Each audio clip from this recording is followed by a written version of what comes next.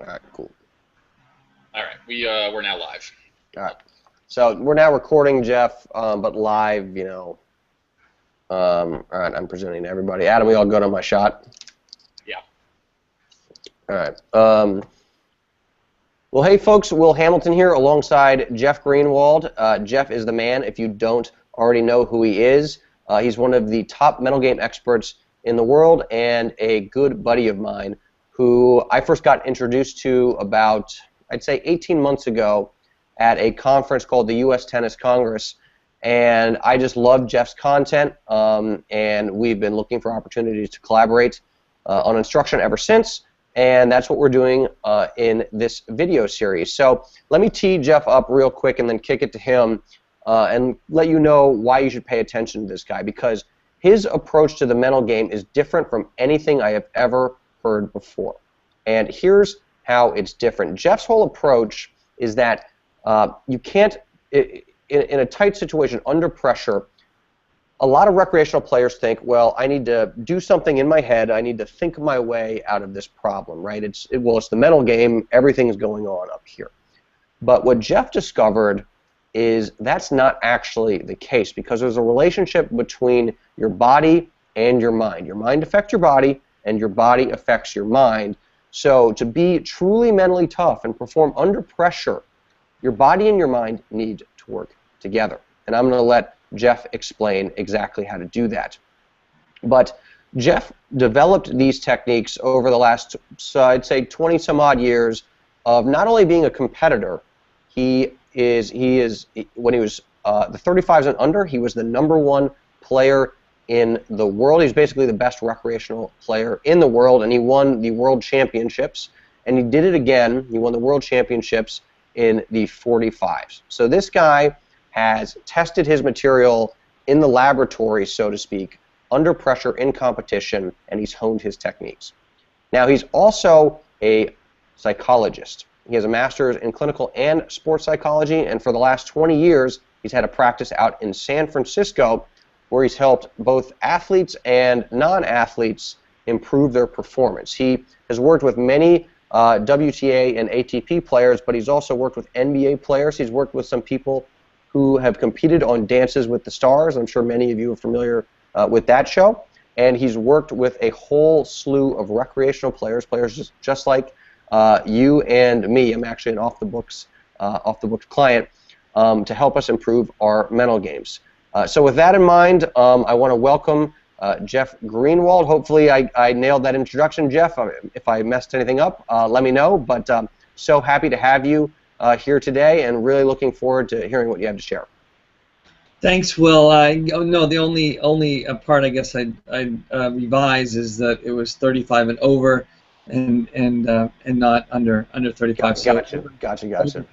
But in any case, yeah, I come to this with a lot of passion, and my own sense of disappointment, a lot of disappointment as a player playing, on the pro tour for a few years and back in the 90s, and I just felt this chronic disappointment, dissatisfaction, tension, a feeling that I was holding back on my shots, and I wasn't able to go for it the way I really wanted to, the way I, in my mind, thought I could.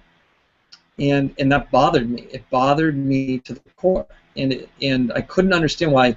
On one day, the day before in practice, I would play really well. I would feel loose. I would, hit the shots I wanted to hit, and then in a match situation, too often, I would hold back. My body would just, on its own accord, it would do what it wanted to do. It was like the airplane was flying itself, and I had no say in it. And one match, I played at UCLA, it just went south, and I didn't know what to do, and I lost that match, and it was another example of just not feeling like I had tools. I didn't understand why that could happen, that the nerves, the feeling of feet getting locked on the court like in cement, and pushing the ball, which really bothered me, frustrated me, and I know it's frustrated so many players I've worked with, and it continues to be such a area of pain that people hold back more than they'd like, and they know they're better. They know they can be at a higher level, and of course that is really frustrating. And so I've spent 20 years working with players at all levels, performers in a lot of disciplines, how to let go of fear, how to manage the chemicals in the body, how to do this in a way that actually works.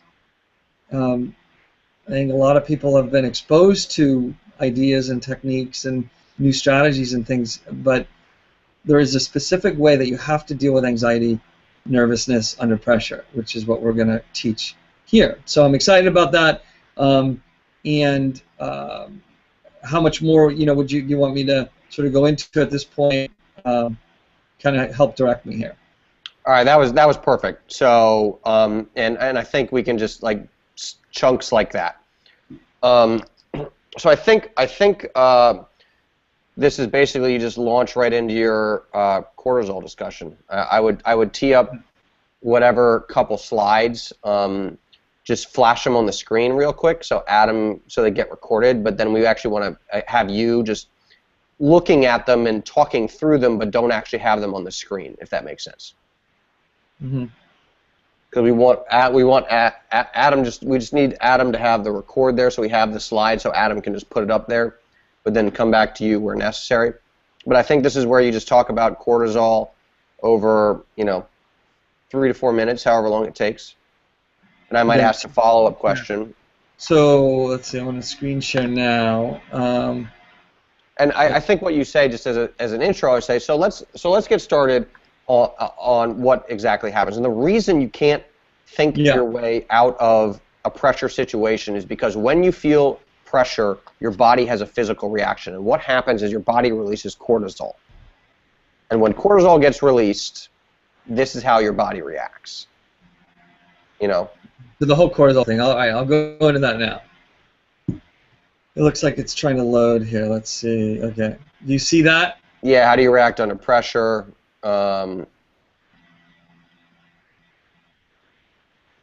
Yep. Just whatever. Just do your spiel, dude. Like, don't, I don't need to direct you too much. Just, focus it on the body, cortisol. Yeah, exactly. And you're good. You need to maximize. Actually, Adam, if you grab this as it is now,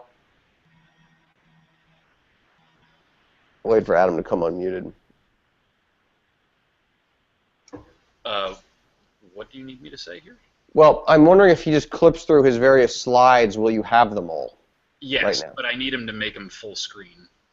Mine should be full screen now. You have to go full screen on your presentation mode. You need to hit the slideshow button to actually take it full screen and start from the beginning. So click over on the left-hand side, click on slide number 1. Well, hang on, Adam. I think he's going to go through his cortisol. Like the first ones are just the intro. We don't need those slides. So we're just going to go to this now. So yeah, maximize it. Go to slide share mode or whatever. It's in it's weird because it says it's in the. I mean, I'm seeing it big screen on mine, but. All right, you know what, Adam, I have his slides. Okay. Cool. So I'll just send them to you. So just. How about we just do that and I can talk through it. Yeah, let's just talk through it and we'll figure it out after the fact. Why don't you just do the presentation then, and Jeff, jump between your slides or click next slide and talk through it in real time while you're here, not in slideshow mode, but just like right here on this screen that you're in. But then, Adam, how are we going to get his face? Right, you're correct. Yep, I'm a little slow right now. So should I go non? Yeah, just come back so I can see you. I think that's probably I don't know. Yeah, so I'm gonna stop that. Okay. Okay. And if I talk, I now have your face, and it's ready to go. And Adam, if I talk, do I pop up? No, but I can cut to if you start talking, I will cut to you. Oh, you're recording me too? No, I need to actually jump back and forth between whoever is talking. So you have to manually do it. Correct. Okay. Yeah. So all right. So you manually do it, Jeff. Let's just get into the whatever discussion. We'll figure it out. But you're not seeing the screen right now because I want to look at the slide myself and not look at my. I don't like looking at myself actually, which is what I was doing initially on that opening. So I'm now looking at a slide, but you can't see it, right? No, I can just see your face. Okay. So we're good to go? Yeah, go for it. Just you clip through the slides, yeah, and we'll go for it. So the first thing that I noticed, and of course was so obvious to me when I was under pressure, and rolling the ball, playing it safe, playing it conservatively, you know, not stepping in on my backhand, not going down the line with my backhand, which I knew I could do, I knew I needed to do, because I felt tight. I felt tight, and in some cases, my heart would be pounding too hard, and as I said, my legs would get stuck. And I was in sort of a combination between fight or flight and freeze mode. You know, we talk a lot about, and you hear a lot about fight or flight, right? Like we're gonna really take this on. We're gonna get in the mix and be aggressive, or we're going to back off. We're gonna try to get out of the situation. A lot of times, and when you're in a match, you're in a situation, you're trying to close out a match, or you're playing with a partner that is you're feeling some pressure, and it's a particularly important match, that you can freeze. You're not going to walk off the court, right? That would be not a great plan. But you do you can freeze. And so what happens is, and I think it's important to understand how the body just responds on its own. So there's this thing in the front of our brain that has developed over the last few hundred years, I should say, you know, and certainly more over the last few hundred than thousand, but we have something called the frontal lobe. It is right in the front of our brain, and what it does is it tells us basically what to do, when to do it, how we did, to try to improve what we did and make plans, plan for the future, prioritize, organize. It's the prefrontal cortex, the frontal lobe in the brain that basically decides, you know, what to do. But the problem is, there's another part of the brain. It's a little walnut piece in the brain called the amygdala. The amygdala is where we experience emotions, joy, and we also experience anxiety, a lot of emotion. So the amygdala, when it gets triggered, when we're in a match, when we're in a pressure situation, when our brain perceives it as pressure, because you want to win. You don't know if you're going to win, but you really want to. And that's a whole nother aspect of the work we're going to do, and I'm going to teach you strategies on how to manage that part. But physically, what happens is the amygdala sends a message saying, alarm, alarm, danger, danger. And within a second, it doesn't even take a second, our body reacts. Cortisol is released. And that cortisol is what makes you feel tight. It's what constricts your muscles. It makes your heart beat faster, and your autonomic nervous system basically is going haywire, right? So and what is that? What is that, Jeff? What is the autonomic? What is the autonomic? The autonomic nervous system is basically, you know, is how we react in the world, and it's designed to, you know, prepare us for danger. Thankfully, we do have an amygdala, and we do know when a bus is coming. We probably shouldn't walk across the street, or there's situations where it's a really good thing that you are aware of your surroundings. You're aware of the possible outcome, consequences. The autonomic nervous system kicks in, and it's part of this fight or flight response. Now, there's two branches to the autonomic nervous system. One is the sympathetic nervous system. The other is the parasympathetic nervous system. You'd think the sympathetic nervous system would be like the really good one, the one that sort of puts the brake on, chills you out, calms you down. It's not. The sympathetic nervous system is what gets activated when you're feeling tight on the court, when you're feeling anxious about what's going to happen. are you going to win or lose? Your sympathetic nervous system kicks in. You have adrenaline, and you have this chemical called cortisol. When you have cortisol, you're going to typically back off the ball. I mean, that's the reaction most people have. Now, of course, you could go for too much in response to this experience, but the bottom line is that your body is now infiltrated by cortisol. So now what? Are we going to think, okay, just go for your shots, just relax. Oh my God, just relax. It's just a match. You can do this. And your body has already kicked in the cortisol. The adrenaline is pumping through your veins. Your feet are getting stuck in the cement. And your partner is starting to shake her head and drop her head and look irritated. And you're supposed to think oh, it's okay. It's not a big deal. It's just another match. It's just the sectional finals. Next year. We'll get them next time.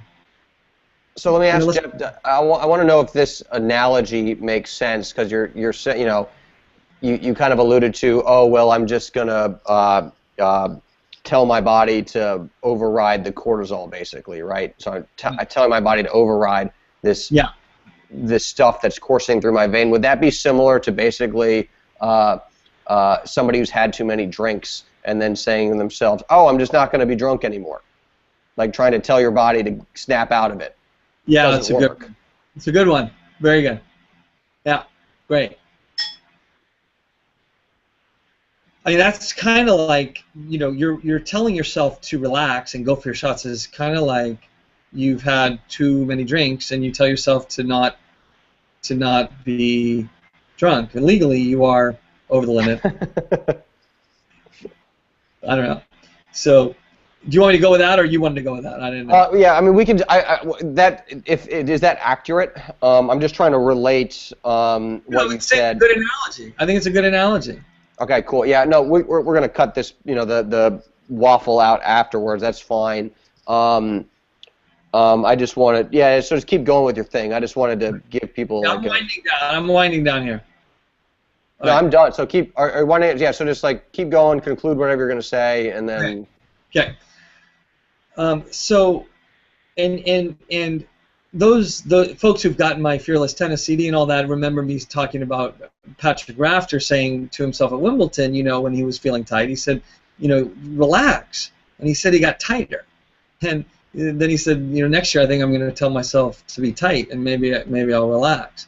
And this paradox and what to do in this situation, it really has been a mystery, I think, for players. Because let's face it, when you're in that situation, when you're feeling the pressure, when you're feeling the cortisol and the adrenaline and the heartbeat and the feet getting stuck, and your body is on automatic pilot, just bunting the ball back, praying that the serve goes in, because you don't, intuitively you think, well, I can't just hit through the ball because I feel tight as a drum, and so there's this whole reaction to the cortisol, to the feeling in your body, and that is what we're going to change. That reaction, the confidence you have in yourself, and the way you deal with any tension that shows up, that will show up, is what we're going to do here in this program. All right, cool. So how do we segue that into focusing preference? Okay, perfect. Well, is there a smooth segue into it? Oh yeah, it's all smooth. I mean, Cool. Yeah. Go, then all right. Yeah. All right. Keep going. going. I mean, yeah. Let me go into focusing preference. Oh, I've got a slide. Hang on. So, okay. All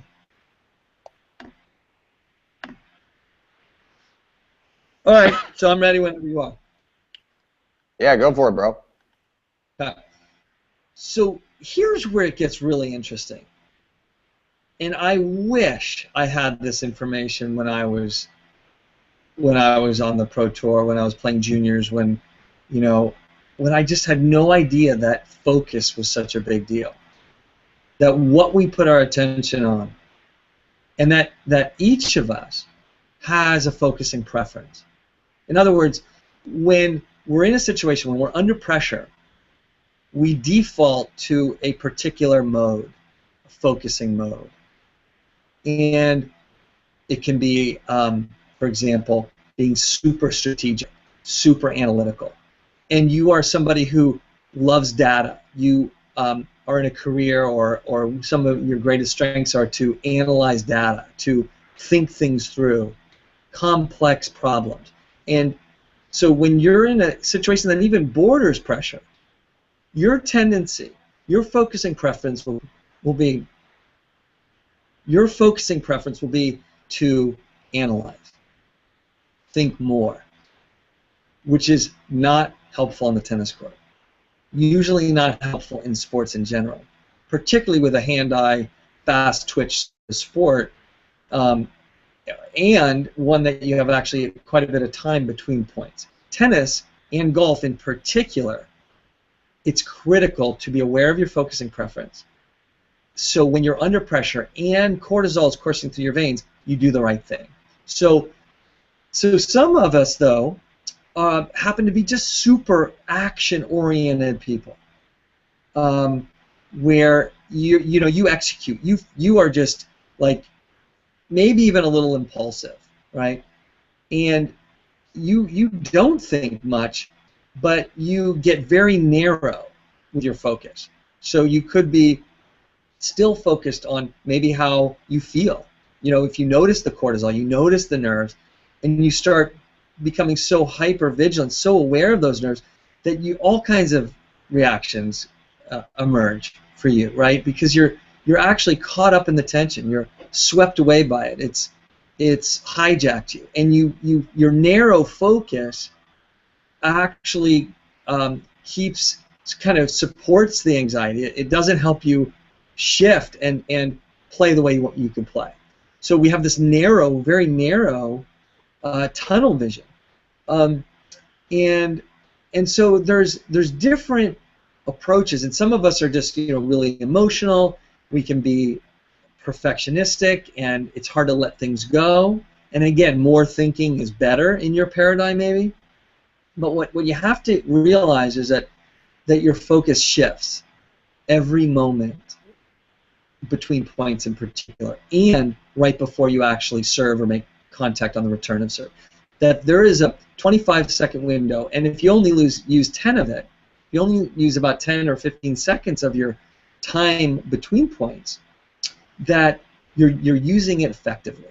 You're focused on the right thing at the right time.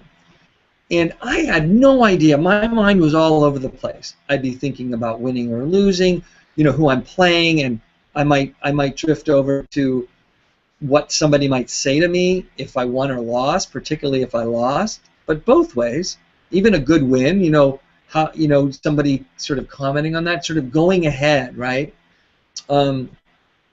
Being maybe indecisive and having a hard time choosing between a shot. Should I go down the line, cross court?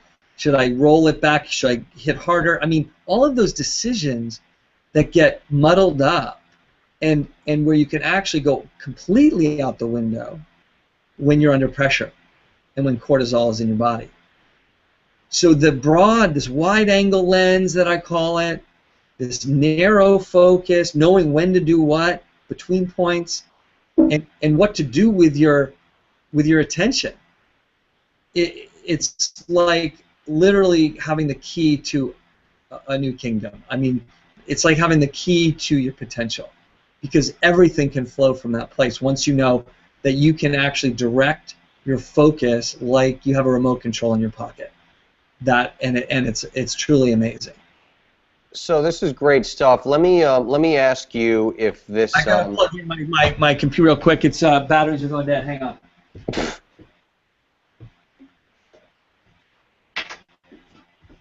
Just one quick sec here. Okay, Okay, I'm ready. Commercial break. Adam, you gonna come back on me here? I'm already back on you. Oh. Let's see.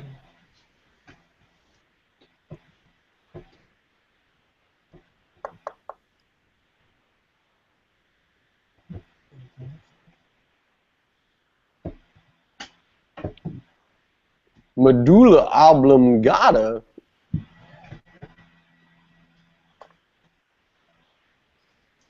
Chlorophyll.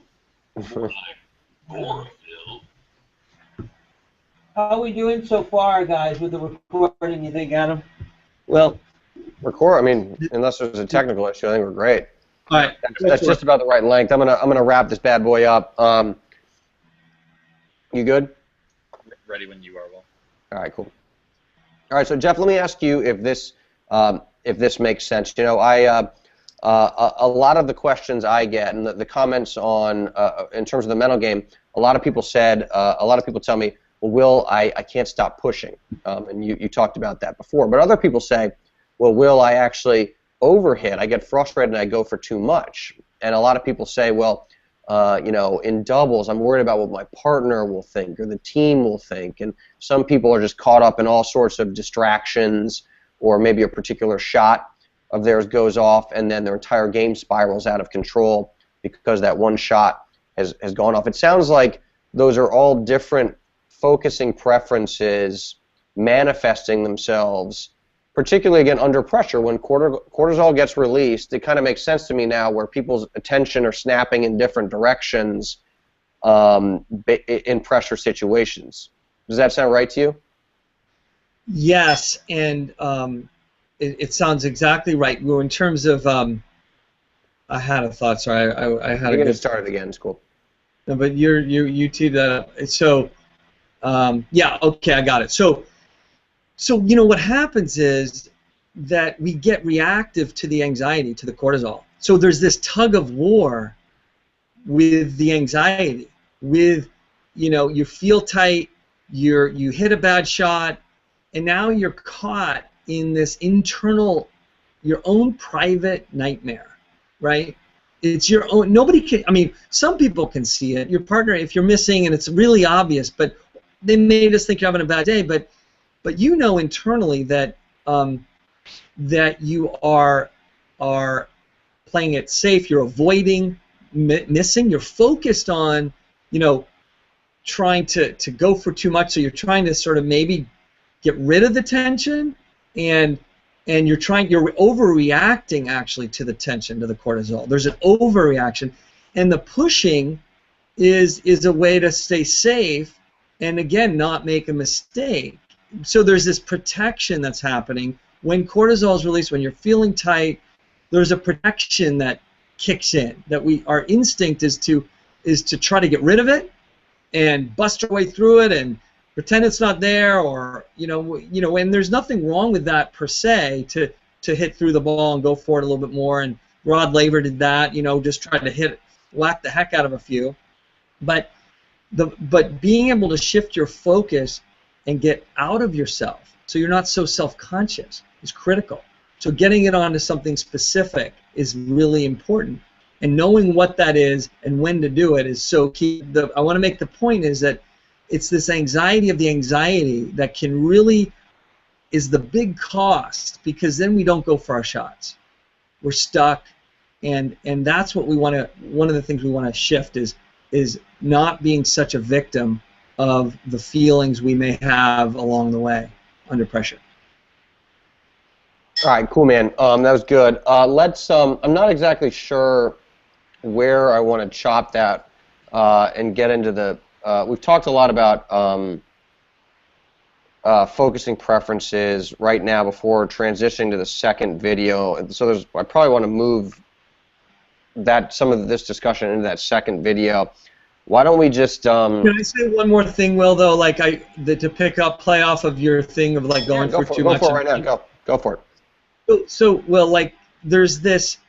We all know how easy it is, and I would say the larger percent of people who I've worked with over the years, I think the frustration of pushing or playing it safe is what drives people bananas, and that's what drove me crazy, and it drove me into this field, frankly.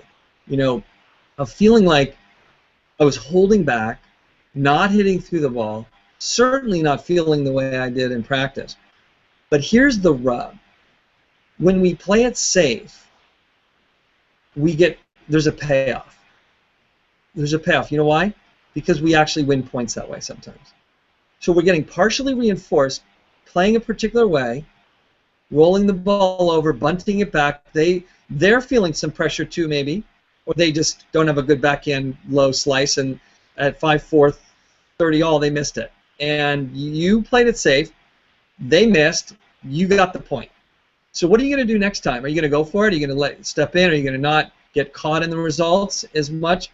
You know, let's face it. You're like, if I can get away with that, okay, and maybe tomorrow I'll do that, or, you know, I'm working on that. But the courage to play loose, the courage to go for shots, is where people need to get more aware of and how important that is. But bottom line is, there is a payoff for playing safe and pushing. And the payoff, I mean, I would think the payoff itself and being focused on that is a mistake. I mean, there's this whole concept of outcome versus process, where you want to be process-oriented, and what you have developed is a process, right? I mean, and when you talk about the person, you know, you're pushing and then they miss a shot, well, you're now focused on the outcome of that situation. So you think, oh, you mistake your outcome focused, and then that reinforces the mistake you're making with pushing. So it becomes this almost echo chamber. Exactly, and that is, you know, this process outcome thing is as I've, you know, talked about so often, this obsession with getting to the next level and outcome, and yeah, so pushing that ball back over is outcome based, and it's not about, you know, hitting the kind of shot you can hit. Now, I'm the first to say I understand that you want an outcome, that people want, and I wanted to win. I wanted to win. If I believed I could win, and when I stepped on the court, I wanted to give myself the best chance of winning. Okay? Winning feels a lot better than losing. Of course, it all fades after a while, but winning feels better. But we need a process to increase the likelihood that we will win. Long term, yes, you may get out of that match and squeak it out 6-4 in the third, walk off. You don't feel great about yourself. You know in your heart of hearts that you played it safe.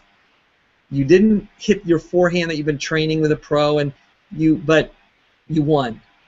But there's a bit of a fraud feeling, I think, and a bit of dissatisfaction.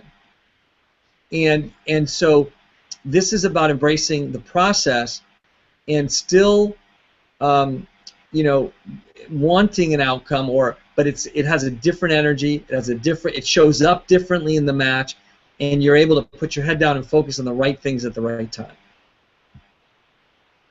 All right, cool. Let's get into your focusing preference story with Draper. Mm-hmm. And let me just tee it up, and then just go do your thing. Sound good? Yeah. All right, so Jeff, you've got this focusing. All right, let me do that again. All right, so Jeff, this focusing preference stuff is it's awesome material, and I know where you're leading this, so I want people to understand how important understanding your own focusing preference is, because that's the first piece of the puzzle, as you'll see in a second. But Jeff, tell us, you've got a great story that really illustrates how a focus, we've talked about it kind of theoretically, but you have a story that shows how this works both on your end of the court and on the other end of the court with your opponent in a pretty interesting situation. So why don't you take it away and tell us that story?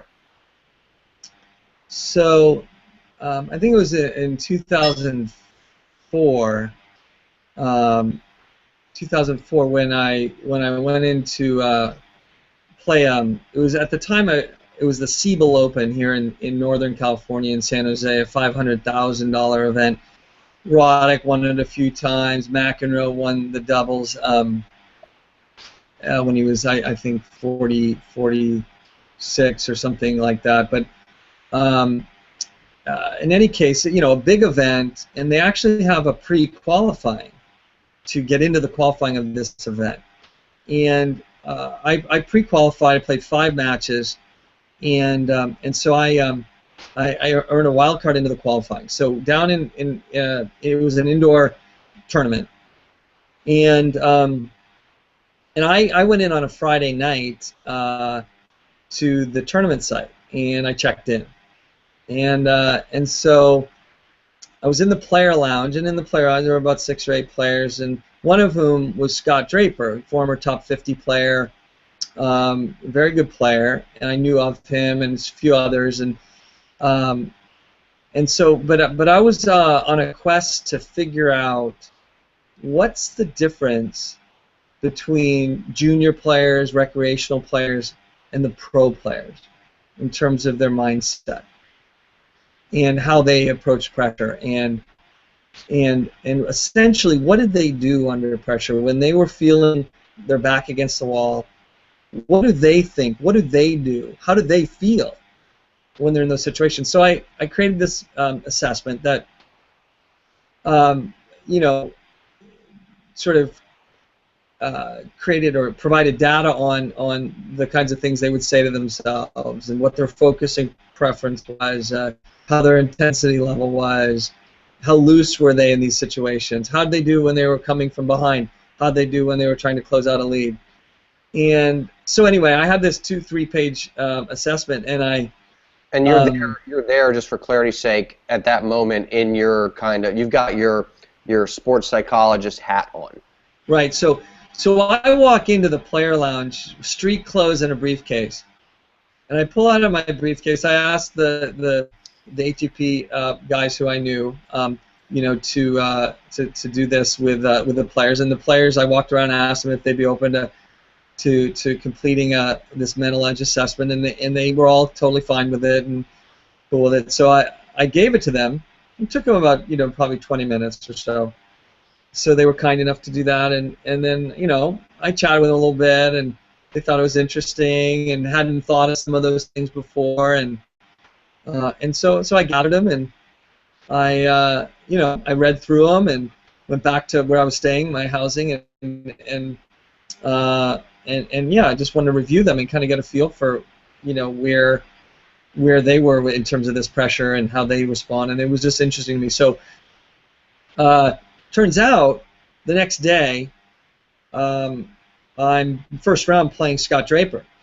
So I'm playing, he was about 110 in the world at the time. I think he had an injury, so he was kind of coming back, but he'd been back for about a year, but, you know, still doing better and better. And it turns out he actually had 2 match points on Federer 2 months later. So I'll tell you in a sec. But anyway, I won the first set 6-3. I went out, I played lights out, nothing to lose, played totally focused, totally using all the tools that we're talking about, focused on the right things, and won that 6-3. Lost the second 6-3 and went up 5-3 in the third set. And had some cortisol released, so I felt tight. Not bad, but definitely some cortisol was released, you know, and I was feeling tighter. My muscles were a little tighter, and you know, he played unbelievably well, which is interesting. I started hitting a little shorter, not as aggressive, and he ended up winning 7-5 in the third. I was really disappointed in that, but I played a really good match overall, with the exception of a couple of points at the end. It was very close at the end, 7-5 in the third. And so after the match, we walked off the court actually together, and he was stunned because he didn't know me. I was off the street. He remembered me giving him this assessment the night before. He was like, "Who are you and how old are you?" And I told him I was, you know, 37, and you know, he was 26 years old, so 37 is probably a pretty good difference. And he was like, he's just shaking his head, literally like shaking his head, walking off the court, and he's like, "Dude, like, why aren't you playing the tour?" basically. And I'm like, you know, and I actually did play a pro tournament, you know, not long before, but because I thought I could, with this new information. But I was into my career, but then I you know, after the match, I went back to the profile, the assessment, and I looked at what Draper said about what he does under pressure, how he responds when coming from behind, and he put the number 6 always plays better coming from behind, and that his focus narrows in the right way, and like it wasn't a 4 like often, almost always 5. It was 6 always plays better when coming from behind, so when under pressure. And I asked him after the match, I said, what were you thinking when you were down 5-3? And he said, I was in his accent, I was either going to knuckle up or I was getting a flight home. So you knuckle up, the idea of like he was going to rise to the occasion, obviously, right? So he found that, and that the way he responded in that moment, the way he dealt with that situation was exactly the way he analyzed that and reflected on when he took this assessment. So he was true to form, played lights out, loose when he was under pressure, and he had a particular way to focus his attention. And so, to my chagrin, he he won that one. But anyway, really interesting how powerful it is when we know what to focus on. And how did you said you got a little tight and dropped the ball a little bit short. How, I mean, well, first of all, it's just hilarious to me that it's just funny that like you're walking around like giving out these assessments and then like you just happen to draw one of those. Adam, we're going to cut that part out. That was going nowhere. But let me in terms of my talking, but yeah, I'm going to start over. So and first of all, that's a hilarious. Nope, that's not good either. How do I want to segue into this? What was the last thing you said? To my chagrin, to your chagrin. Oh yeah, but focusing preferences. Yeah. So Jeff, let me ask you. I mean, that's a great story. Really illustrates focusing preferences on Scott's end. How about yourself in that situation? You said you kind of alluded to the fact you got cortisol released and then you started to drop the ball short. Were you falling into your true to form focusing preference and pattern? What was going on with you? So mine was very narrow. So I was aware of, first of all, the thing that that released the cortisol and spiked my adrenaline and got me just a little bit tight was that I became conscious that I was up 5-3 in the third set, about to beat the number 110 guy in the world, and and that was a little overwhelming for me in the moment of just believing that could be that I ought to be there. I mean, a little bit of loud pre-quality. So there was a little, absolutely was hijacked by the outcome.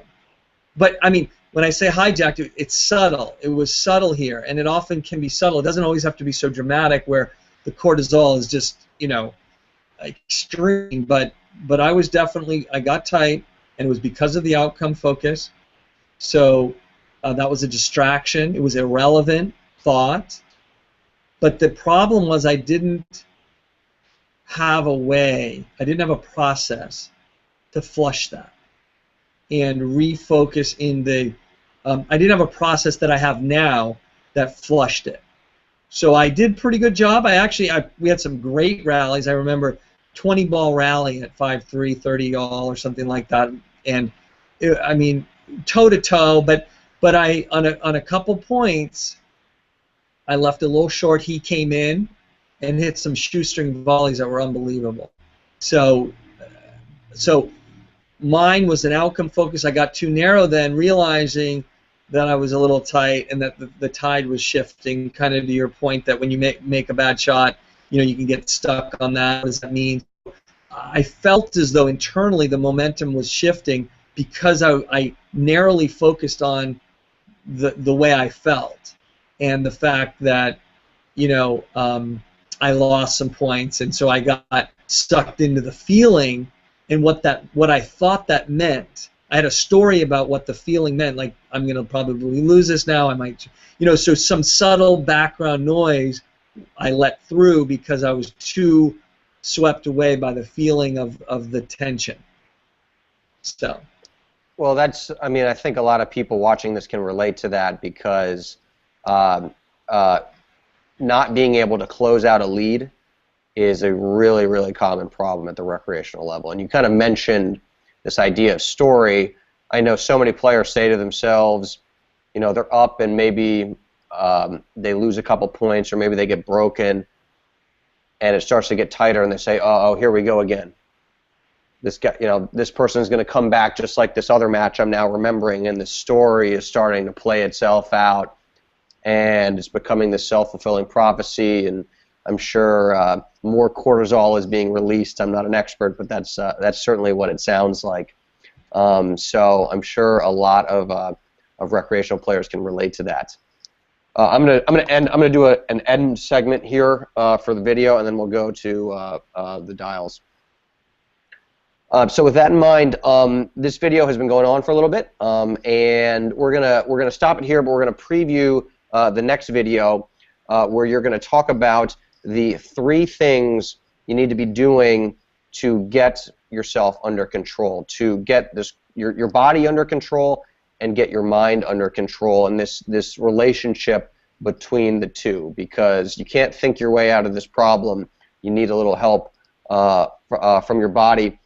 So Jeff has a 3-step process for this. Going to be a little coy. The acronym, if you want to call it that, is FIL. It comes down to 3 words. First one starts with F, second one starts with I, and the third one starts with L. We can play a little game and see if you guys can kind of guess what they are.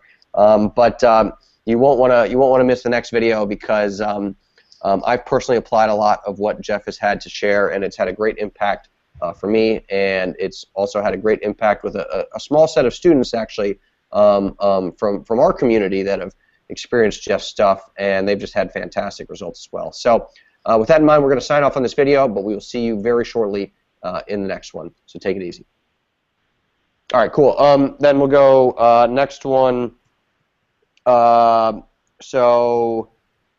right, I'll lead it in. In the last video, Jeff talked about focusing preferences, da-da-da-da-da, and then, so, you know, to get yourself under control, and don't reveal, don't say it's like focus, intensity, looseness. Say, well, the first thing is focus, and that actually is your mind. So we'll just go through it like that. That's okay to say. The first one's focus. Just don't be like, we're going to talk about. This is just imagine on. So imagine back here, you had focus, intensity, and looseness, but I had pieces of paper over them, and I was pulling one off as a time as I talked about it. Right. Don't FIL. So it's just like, here's focus. This first one is boom. Okay. Totally. Is this a good time? Well, can I take a 2-minute bathroom break here? Yeah, go for it. All right, I'll be right back.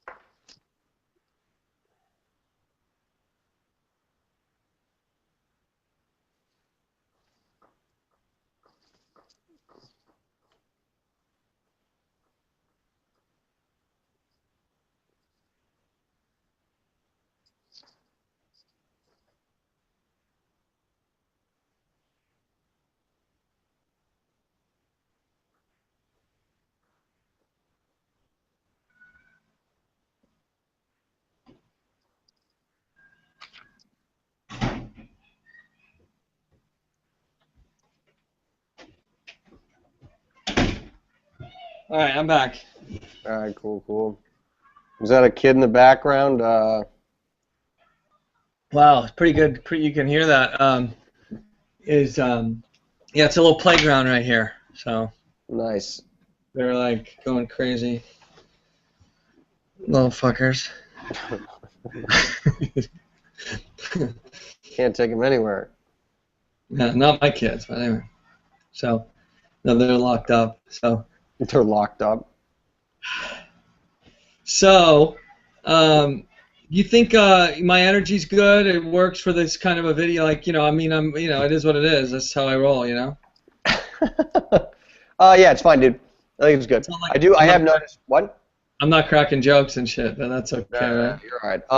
No, it's all good. Blah blah blah. What was I gonna say? Miles, focus.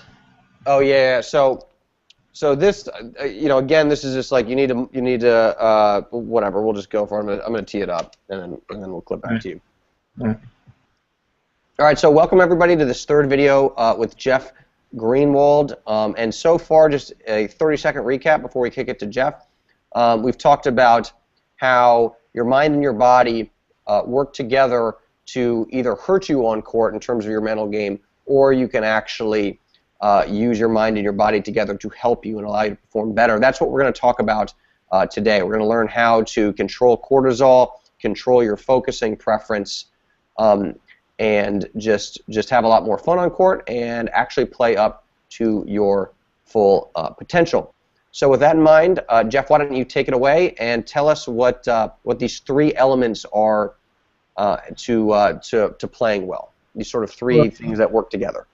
Yeah. So the first one is what you can imagine. Obviously now is focus and being able to actually focus on the right thing at the right time. And of course, focus includes so many things, but essentially the ability to shift to what is relevant.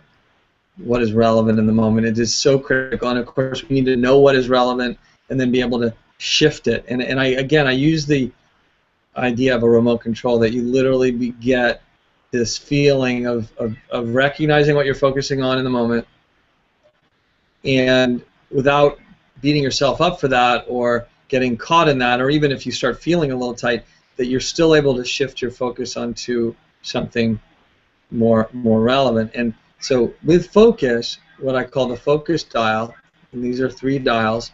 The focus dial is, there is an internal and an external focus. So we talked earlier, there's this wide angle, there's this narrow, there's internal and external. So we can be focused on feelings and thoughts and, getting caught on the thought train, which is so easy to do. I mean, that's fundamentally what this dial does, is helps you disrupt the thought stream and focus on what will help you play better and frankly win more. But it's this, the thoughts and the stream of thoughts and the wandering mind and the getting stuck on, of course, the outcome and the too much, where it creates this tension, this muscle tension and overreaction and chronic frustration, I think, for many, dissatisfaction, this ability to focus and quiet the mind. But it's not trying to get rid of thoughts.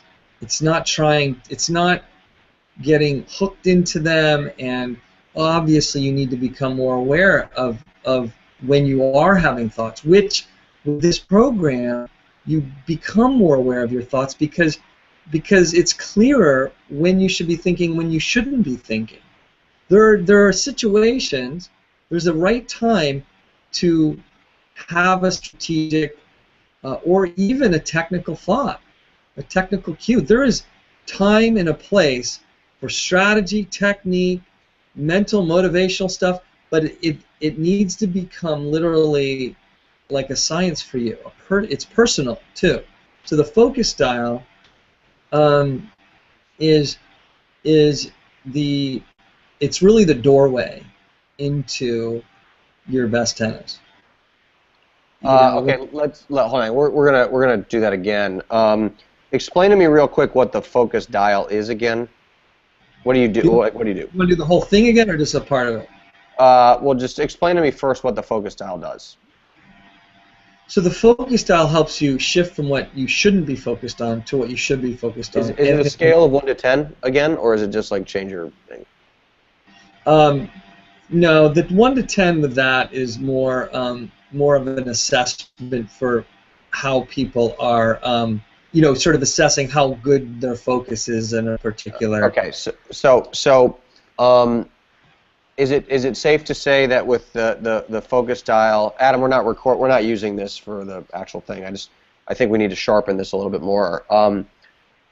So is it accurate to say that with the focus dial, you want to make sure that you're not fighting yourself mentally. You're not trying to. You want to make sure you're not trying to suppress emotions. You're not trying to suppress nerves. Tell yourself not to be nervous. And it's almost more about. The trick is to be aware of what you're thinking, so that you can start focusing on the right things. Right. Aware that what you're thinking isn't actually that important, but being aware that you are thinking. Believe it or not, we are so used to thinking all the time, analyzing, judging, predicting, that we don't even know that we're thinking. What we're thinking on the court doesn't really matter that much, but when we realize that we are thinking and we don't need to be thinking, it's not a time to be thinking, we can shift our focus, and we need to shift our focus. The 1 to 10 dial with the focus is to assess how well are you focusing. Are you a 2 not too focused? Are you a 9, 10 really super focused? That's a number to help you assess whether focus is good or bad. Are you doing a good job with it? So it's an awareness tool, but the actual technique is to learn how to shift your focus and know that you are perhaps on the wrong track mentally when you're playing a match, because a lot of times we don't really know why are we missing that forehand or backhand, or why are we down 4-2, and we don't really know what it is, which dial is it. And so being aware of how well you're focusing, tuning into whether you are thinking or not, is really critical here with the focus dial. Okay, I did not get all of that because I did not realize that Jeff was launching into something that was actually supposed to be recorded. So I was still on Will at the time. I need to know when to. Yeah, Adam, I wasn't expecting to use that either, but it actually was really good. So that's unfortunate. But I wasn't. I'll have the audio of it, but I will not have video of Jeff the whole time. Well, my question for you, Adam, if you were listening to all of that, is that even with what Jeff said before something you can chop? I can do it again if you want. Do my best. What did you say? I can do it again if you want, real quick, if you want. Yeah, so I teed it up before. So yeah, with Jeff, blah blah blah. When do I start recording, and who am I going to be on here? Be on Jeff. I'm just giving Jeff a lead in so he can just kind of go again. So tee me up one more time. Based on what I said there, tee me up, and I'll do it. Yeah, so Jeff, I need to be on Will's face for this then to start. All right. Okay. Well, I mean, sort of. We already have the intro from earlier. All right. Let's just do it again. I can clip it real quick. Okay. All right. All right. So hey everybody, and welcome to this next video with Jeff Greenwald, where he is going to be telling us how to actually apply this stuff on the tennis court. We've talked about cortisol, how to be a good mental competitor, it's not just about thinking your way out of a problem or telling yourself not to be nervous or tight. You actually have to use your body to get control of your mind, because you have this cortisol racing through your body that is then causing you to perform in a specific way based on your focusing preference. So, shit. I wanted to do the 30-second recap. Use that you language. already did that, I thought, though. Yeah, no, I know I did. Adam, let's just use what's from earlier, and let's just kick it to Jeff. I'm just going to give him 5 sentences and let him go. All right, Adam? Yep. All right, cool. Wait. Yep. No, I'm going to start talking. You can just clip it to Jeff. All right, so Jeff, tell us, now that we've got this teed up and people, know what their problems are, what's the process for fixing this three-step process? So the three-step process, the first step, which I call the focus dial, it helps you move your attention, shift your attention from internal to external as you need to. We need to focus on what's relevant. Oh God, to do this all again. All right. Yeah, sorry, bro. You know, and concise is, if you want to keep it concise, go for it. All right. So with the focus dial, it's the doorway in to your best tennis, and it involves being able to shift your attention from internal to external, to be able to focus on the right thing at the right time. And we know this is easier said than done because our mind will wander. It will go get on the thought train, and it will go. And we don't even know often that we're thinking on the court because we're so used to predicting, analyzing, judging things, judging ourselves that we're not even aware. We're so used to it. I kind of think of it like fish swimming in water. Fish are not saying, wow, this water's really warm, this is really cold. They're not, because fish can't think, because they don't have this prefrontal lobe, prefrontal cortex that is, you know, contributing to their overthinking, overanalysis. But essentially the focus dial helps you realize whether focus is good or bad. So you have a scale 1 to 10. And this dial, you're able to then move it up or down. In a sense, we don't often know what is the problem. If we're missing our forehand or backhand, it's like, is it that we're too tight? Is it because it was the wrong shot? Was it because we were thinking too much, not thinking enough? I think it's easy for us to not know when we should think, and so this focus style helps you actually assess whether you're overthinking, not thinking, are you focused on the right things, and you can rate yourself. Are you a 2, terrible focus, thinking about other things, where you're going next? Is it a 4 or 5, you're kind of in and out of the match, you're playing focus for a few points, but then you're gone, kind of mind wanders, thinking about, you know, your partner and, of course, outcome. Is it really, really good, 9 or a 10? I mean, you obviously focus, if you're really there, if you're really on each point and each shot and you feel like you're in that magical place, your focus is great. And that's not going to be the issue. We don't need to mess with the focus dial. But it will give you a barometer on whether you need to move your focus in a particular direction. If you're too narrow, too broad, thinking about irrelevant stuff. So that's what the focus dial is. And the focus dial segues perfectly. You know, so we said earlier that your mind and your body need to work together. So when you talk about, and correct me if I'm wrong, obviously, but this is the part where the mind comes into play. You have to be aware of, well, am I letting myself go off the rails here by, you know, playing too tight or playing too aggressive? You need to be aware, kind of what's going on and your own internal state. Specifically with these next two things you're going to talk about, so you can manage them and get yourself back to peak performance.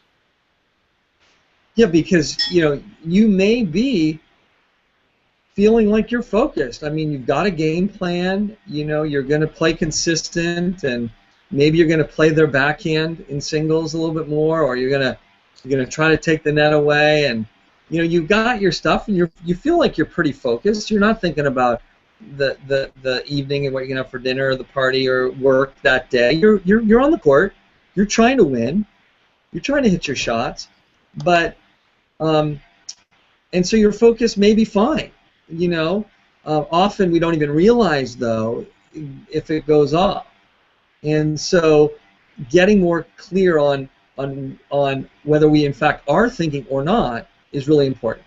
But there's two other dials, and the next dial that's really important. Hang on before you go to that. One of the things, so just in one word, yes or no, the focus dial we use to manage intensity and looseness, yes? Yes. Okay, so we need to relate that, because what we haven't done so far, we're like, oh, well, there's focus, and then you're just talking about these other two. We seem to say we start here because this is what we use to manage the other two, and that's what we haven't done yet. Perfect. So that was kind of what I was trying to go to. So if you could just do a blurb that's like, now the reason focus fundamentally is so important is because we're using focus to figure out how we physically feel and perform.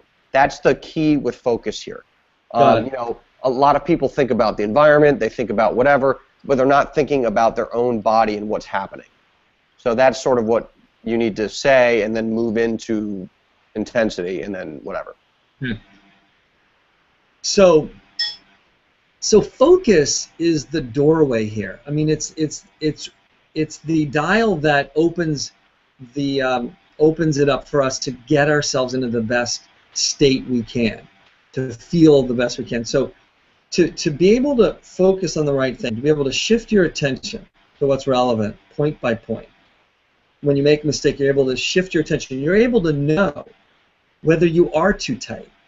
You're able to know whether you have too much intensity or not enough. So focus is critical to the other two dials that I'm going to talk about now. It's literally like you taking the controls on an airplane that's been flying itself, whether there's been terrorists on there, cortisol or not.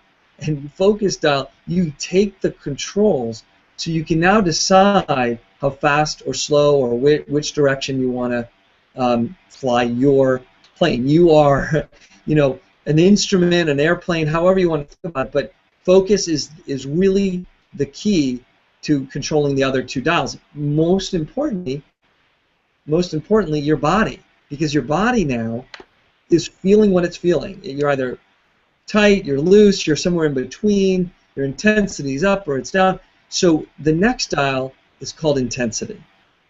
Because if you can get control of your intensity, if you can dial it up or dial it down, depending on how you're feeling, because you're noticing that with your focus. You're noticing, you know, whether you're stepping into the ball with intention or backing off. You're noticing if you're a little bit flat, lethargic. Maybe you start the match a little slow.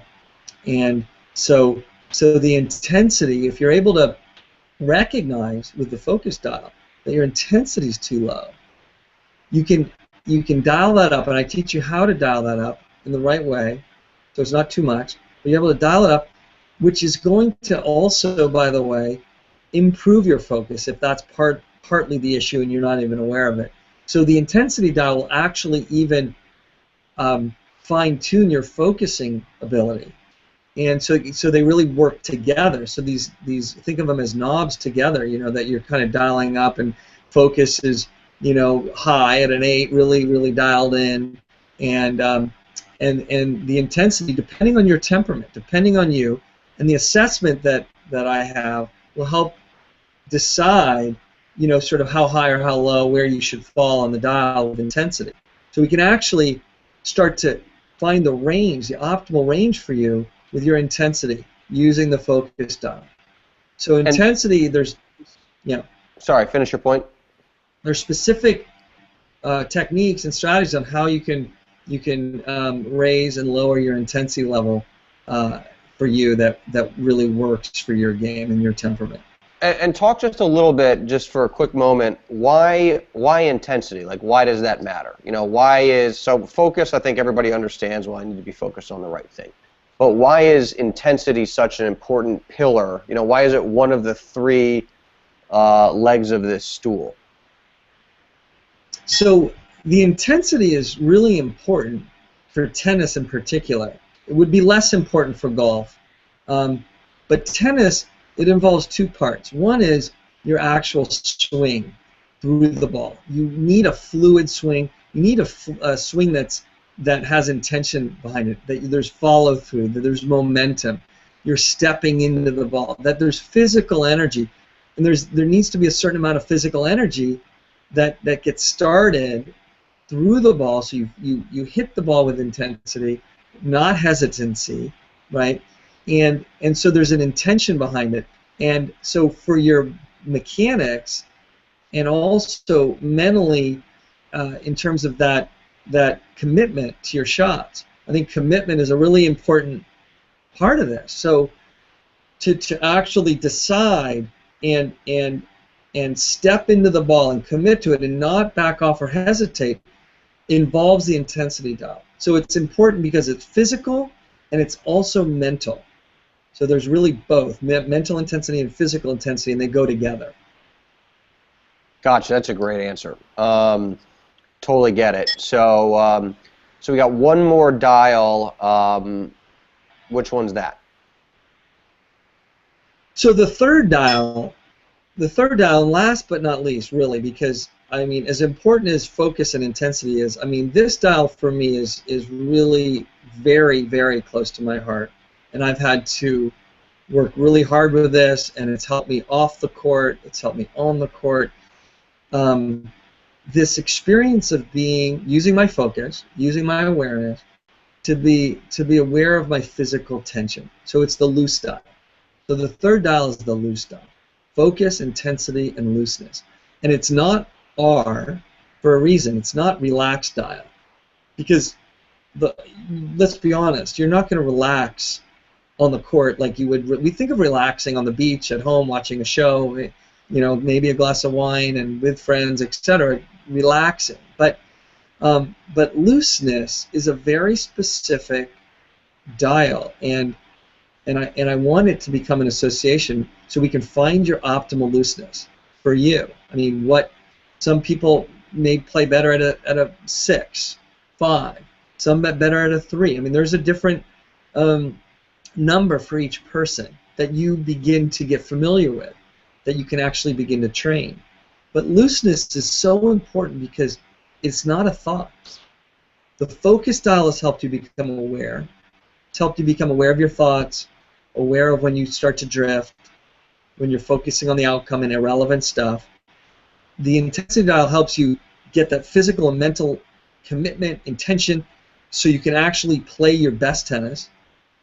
And the looseness helps you do it in a way that you're not getting in your own way. You're not holding back. You're not bracing at the last second, because you and I both know you could tell yourself to go for your shots, you could tell yourself to relax, but the last second, and in a match that you care about, your body can brace, can hold back, it can stop, you know, hesitate on contact, or doesn't finish it, because you don't want to miss, right? But the looseness is a way to shift your attention to your body. So it's no longer mental. It's a feeling. It's a feeling you can train, and you can create an association with. So actually, you can call it up in a match. You're not thinking about it, but you're able to sort of remember. Your body will remember what looseness feels like. And I have a specific way that I teach you how to access that looseness, how to train that off the court as well. And this dial in particular, and all together, I am just so grateful for the feedback I've gotten, the fact that this has literally transformed people's games. One player I had was a 3-5, came to me 4 months ago. He's a 4-0 now, and he believes by the end of this year he can be a 4-5. He really believes that, and I think he knows 5-0 is probably off the table, but he genuinely believes his game is a 4-5 ability, but he's been playing, believe it or not, for the last 3-4 years at a 3-5 level, and it makes him crazy. And he's now moving up, and he's basically using his focus, becoming more aware, shifting his intensity in the moment, and all this happens in literally 3 to 5 seconds, sometimes 2 seconds, 1 second. I mean, and then the looseness, and he's tapping into that, and that's the dial now. We're really honing in on the looseness dial, and I think he'll get to a 4-5 absolutely within this year. So these dials are the, I think, solution to this cortisol problem, the stress, the tension, the holding back, this chronic dissatisfaction that I felt for, frankly, my whole career until I started using these tools. So that's awesome, man. I mean, I've gotten some, just as a quick tangent, I got to forward you some of the emails I received from our last class, just some of the results. They want a discount. They want their money back, or what?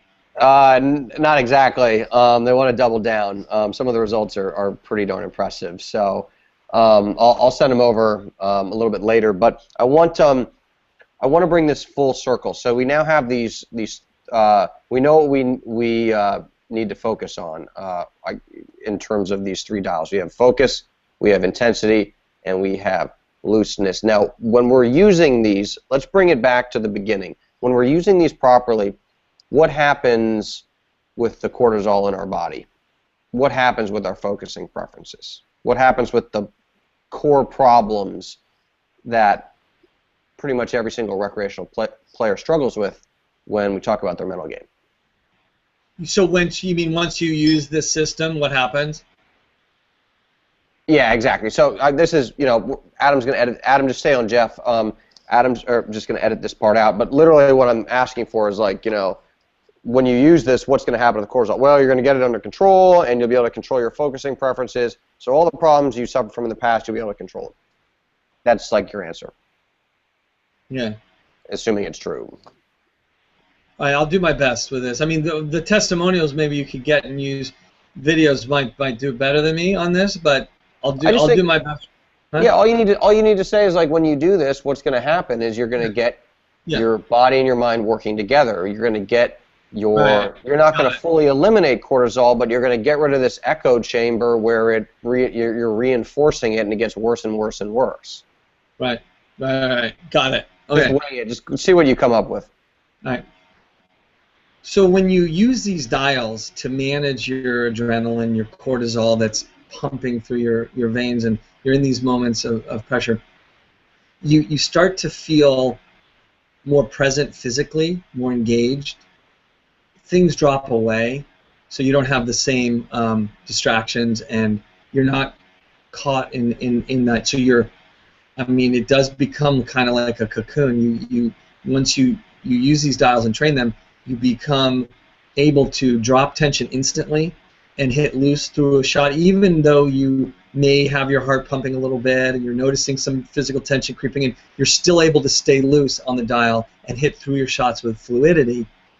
And you're more consistent, with your shots, but also match to match. You don't have these wild fluctuations like where you have a bad, horrible patch of 3-4 games and it takes a set, or you're down in the second to.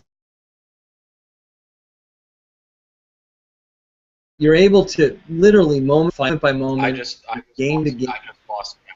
Yeah, I lost it too. So. You're gonna have to do that what? again, Jeff. You paused for about 5-10 seconds, so you're just gonna have to do that whole thing again. Sorry, right. The internet cut out, so it doesn't need to be a long. That's all right. Yeah, but so All right. So that was good. All right. So when you use these 3 dials, what it does is it eliminates the distractions and puts you in sort of a cocoon where from point to point, match to match, you feel like you're in much more control. You have more confidence in your ability to drop tension, to focus on the right thing. You know what to focus on. And so you don't find that you have these mental lapses and 3-4 games that go by and you don't know what happened and you're trying to fix it and you're kind of stuck in the cortisol feeling and the tension and play the whole match. And that does not happen. You're able to literally drop into your body, play looser. Even if you feel the cortisol or you feel some tightness, you're able to loosen up and hit through the ball better, and you just frankly enjoy the game more. You feel more satisfied. You look forward to matches because you know that if whatever you're kind of met with, and situation whether it's closing out a lead, you have tools that really work, and they're not just mental tools to remember. They literally become physical, and they become so automatic that it's just become kind of part of your game, your state, and that just becomes a conditioned response to these pressure situations. So it's like a totally new you under pressure, really. Wow, that's powerful stuff, dude. Adam, I'm trying to think of so that was basically the bookend. Adam, I'm trying to think of a close, whether I say, wow, that's powerful stuff, and this, blah, blah, blah, we're going to end this video, and we got one more for you, and then it'd be like a VSL type thing versus me just introing the course right now. Do you have a feeling on that? I would go right into the pitch, just because people are sticking around right now for the content, and I think we're gonna be able to convert them a little better, just pivoting right into a pitch rather than being like, hey, tune in next time. You're going to get a drop off a lot more. Yeah, I was thinking about that too, like an engagement. All right, well, I'm not going to film the pitch now. We can just tack it on at the end. Because I want to have the full offer.